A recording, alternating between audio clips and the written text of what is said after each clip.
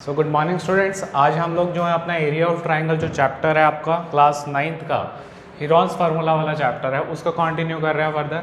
तो कुछ important question जो एनसीईआरटी बेस्ड एनसीईआरटी एग्जाम्पलर के अंदर भी मिलते हैं, रिलेवेंट से रिलेटेड से क्वेश्चंस मैं करवा रहा हूँ, तो इनकी हेल्प से आपके सभी क्वेश्चंस कवर हो जाएंगे। तो यहाँ पर पहला क्वेश्चन है, the sides of a triangle are this and this. तो ट्राइंगल आपके पास एक गिवन है।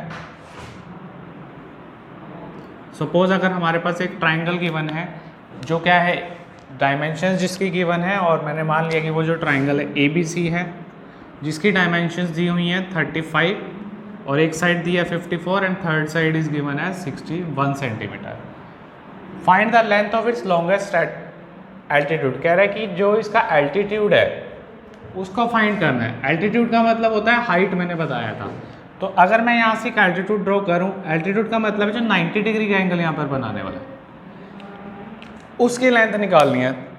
तो मैंने कल भी आपको बताया था कि अगर हमारे पास तीनों साइड्स गिवन है तो हम एरिया निकालने के लिए हीरोन्स फार्मूला यूज़ करते हैं, और एक ही ट्राइंगल में एरिया निकालने का एक से ज़्यादा फार्मूला भी हो सकता है। तो फर्स्ट ऑफ ऑल मैं क्या करूँगा, हीरोन्स फार्मूला से इस ट्राइंगल का एरिया निकालूंगा और दूसरे एरिया में ट्राइंगल के मैं ये वैल्यूज़ को पुट कर दूंगा।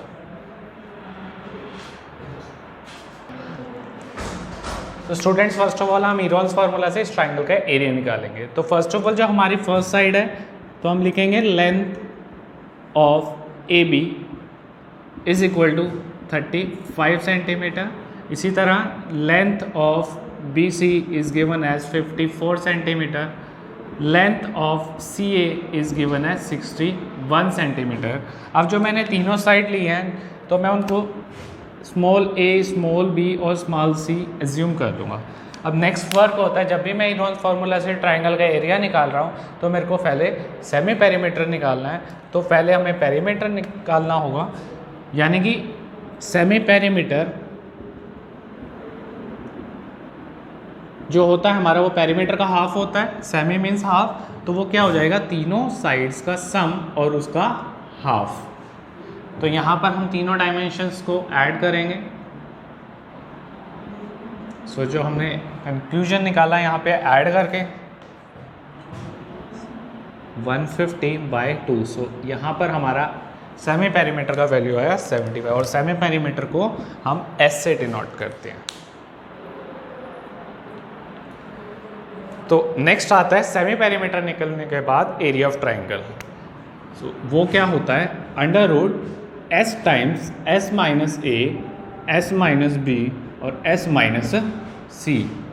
तो इसको सॉल्व करेंगे तो S का वैल्यू जो है हमारा 75, तो ब्रैकेट के अंदर S that is 75 minus A क्या है हमारा 35, यानी कि एक साइड ट्राइंगल की। सेकेंड साइड रहेगी 75 माइनस B, और B कितना है हमारा 54। Third is 75 minus 61। तो इस तरीके से अब हम कैलकुलेशंस करेंगे। फर्स्ट ऑफ ऑल हम इन ब्रैकेट्स को सॉल्व करते जाएंगे।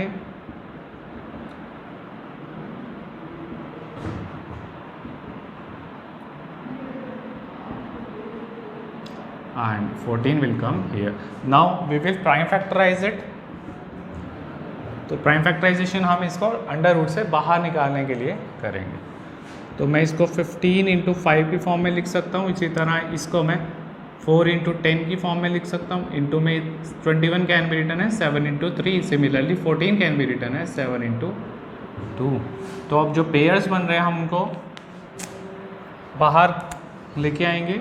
7 7 का एक पेयर बन रहा है।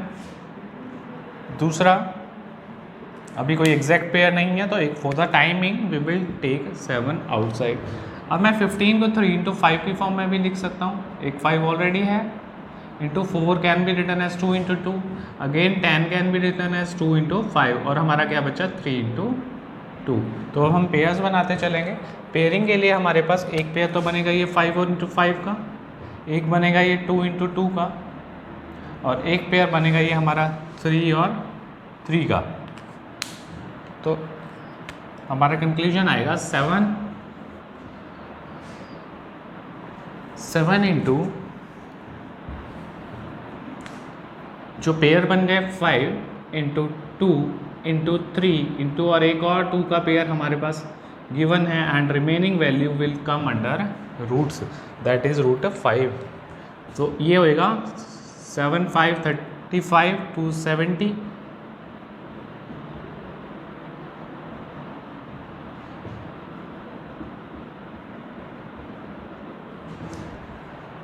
सो फॉर द टाइम बिंग हमारी जो वैल्यूज़ आएंगी 420√5 आएगी और एरिया का यूनिट जो रहेगा वो साइड का स्क्वायर और साइड हमारी सेंटीमीटर में की होती है. तो जो हमारे पास एरिया निकला दैट इज 420√5.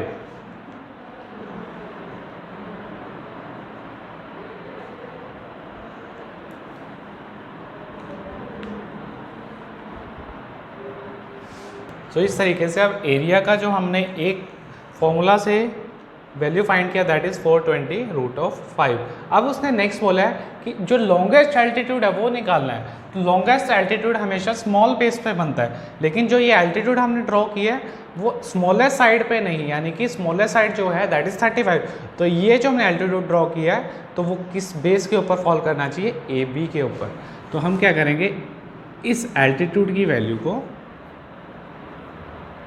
जो है इस तरीके से ड्रॉ करेंगे एल्टीट्यूड, क्योंकि जो हमारा लॉन्गेस्ट एल्टीट्यूड इसने क्वेश्चन में गिवन है वो फाइंड अगर हमें करना है तो हमारा जो एल्टीट्यूड रहेगा हमेशा ही स्मॉलेस्ट साइड पे फॉल करेगा और स्मॉलेस्ट साइड इन तीनों में से 35 थी, इसलिए जो एल्टीट्यूड की लाइन है ए बी के ऊपर ही फॉल करेगी. सो आगे जो है हम लोग ने अब फाइंड करना है एल्टीट्यूड का value. Now also area of triangle A B C क्या होता है, half into base into height. Height को हम एल्टीट्यूड भी बोलते हैं और एरिया ही हमारा निकल भी चुका है, तो हम एरिया की वैल्यू इस फॉर्मूला में भी पुट कर सकते हैं. Half into base into altitude area के इक्वल होता है और एरिया सेम ट्राइंगल का तो सेम ही रहेगा. तो इसलिए मैंने दो फॉर्मूला यूज़ करके एक में से वैल्यू निकाली एरिया की, वो भी दूसरे फार्मूला में पुट कर दी, क्योंकि मुझे हाइट निकालनी है तो हाइट का फॉर्मूला भी यहाँ पर यूज़ करना पड़ा. तो यहाँ पर हाफ इंटू बेस का जो लेंथ है हमारे पास दैट इज़ 35. एल्टीट्यूड हमें निकालना है और एरिया हमने कितना निकाला था दैट वाज 420√5. तो अब एल्टीट्यूड निकालना है तो वो रहेगा 420√5 इंटू 2/35. ये 5 टेबल में आ सकता है 784. So again 12.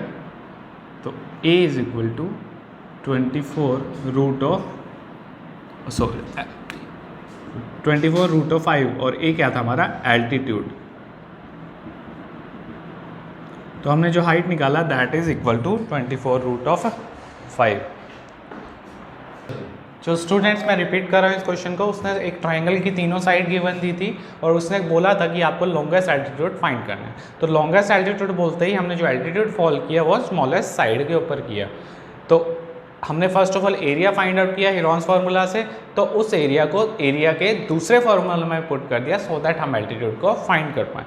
तो एरिया हमारा निकला था 420√5 और एरिया ऑफ ट्राइंगल का एक और फार्मूला है half into base into altitude, उसके इक्वल रखा तो हमारे को हमारा एल्टीट्यूड का वैल्यू ऑब्टेन हो गया.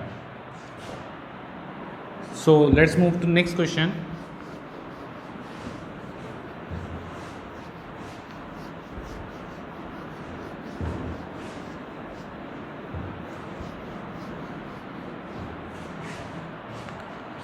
नेक्स्ट क्वेश्चन है perimeter of an equilateral triangle. अब ट्राइंगल की बात हो रही है तो first work will be to draw a triangle.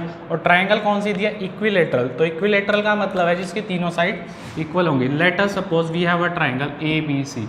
तो तीनों साइड्स इक्वल है और उसका पेरीमीटर दिया हुआ है 60.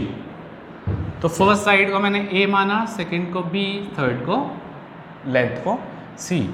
तो अब यहाँ से पेरीमीटर हमारे को गिवन है and we know that perimeter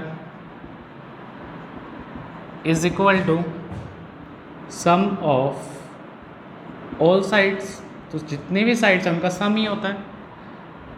तो ये क्या हो जाएगा a प्लस बी प्लस सी. इसी तरह सेमी पेरीमीटर क्या हो जाएगा तीनों साइड्स का सम बाय 2। बट हमारे को यहाँ पर जो है पेरीमीटर का वैल्यू गिवन है 60, तो ये a प्लस बी प्लस सी का वैल्यू कितना है 60। तो अगर मैं ये 60 वैल्यू को यहाँ पुट करूँगा तो सेमी पेरीमीटर कितना आ जाएगा 30। उसने अब बोला था कि इस इक्विलेटरल ट्रायंगल का एरिया निकालना है हमारे को। तो बेसिकली अगर हमें ध्यान से देखा जाए तो हमें सेमी पेरीमीटर यहाँ पर फिलहाल निकालने की ज़रूरत ही नहीं है, बिकॉज उसने हमें इक्विलेटरल ट्रायंगल गिवन है। तो हम क्या करेंगे, पेरीमीटर जो हमारा 60 के इक्वल है और तीनों साइड्स हमारे को पता है इक्वल होती हैं इक्विलेटरल ट्रायंगल की, तो a is equal to B is equal to C.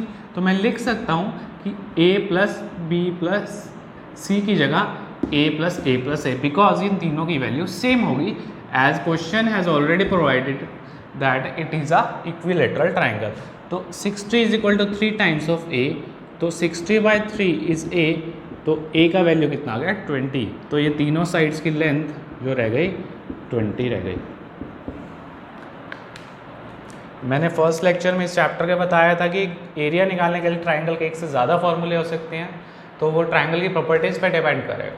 तो यहाँ इक्विलेटरल ट्रायंगल है, तो इक्विलेटरल ट्रायंगल का एरिया जो हमें पता है वो क्या होता है, area of equilateral triangle is equal to √3/4 a², जहाँ पे a क्या होती है, कोई भी जो है साइड गिवन। तो हम यहाँ से एरिया निकाल देंगे and that will be √3/4 side का स्क्वायर, एंड साइड जो हमने फाइंड की दैट इज़ 20, तो इसको हम लिखेंगे √3/4 into 20 into 20, so it has come 100√3। so ये हमारा एरिया निकला and that will be in centimetre square.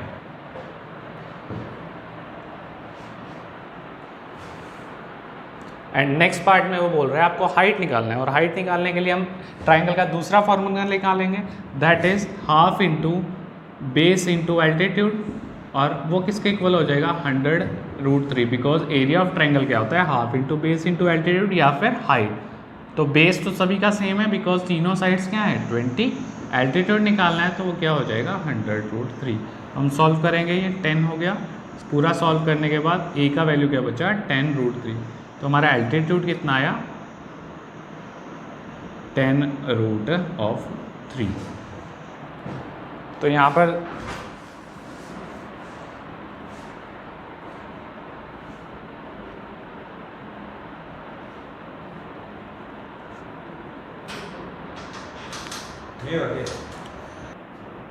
तो स्टूडेंट इस तरीके से हमने इक्विलेटरल ट्रायंगल का पेरीमीटर फाइंड किया। फर्स्ट ऑफ ऑल मैंने ट्रायंगल की तीनों साइड्स का डायमेंशन को ABC बोला, एज पेरीमीटर इज गिवन है 60 a प्लस बी प्लस सी, तो यहाँ से मैंने तीनों साइड्स 20 निकाल दी। तो फिर इक्विलेटरल ट्रायंगल गिवन होने की वजह से मैंने स्पेशल फार्मूला लगाया इक्विलेटरल ट्रायंगल का जो होता है √3/4 साइड स्क्वायर। तो area of equilateral triangle came to be 100√3। तो यहाँ से मैंने एल्टीट्यूड के लिए एरिया का दूसरा फार्मूला लगाया, बिकॉज एरिया हमारा सेम ही रहेगा ट्रायंगल का, चाहे किसी भी फार्मूला से फाइंड करें। तो चीज़ें फाइंड करने के लिए रिक्वायरमेंट के अकॉर्डिंग हम डिफरेंट फार्मूलाज को भी यूज़ कर सकते हैं। So this is how I find the value of altitude and area. तो यहाँ पर एरिया को आप कंप्लीटली भी लिख सकते हैं। अब अगर आप एल्टीट्यूड को कंप्लीट निकालना चाहते हैं तो √3 का वैल्यू 1.732 भी पुट कर सकते हैं।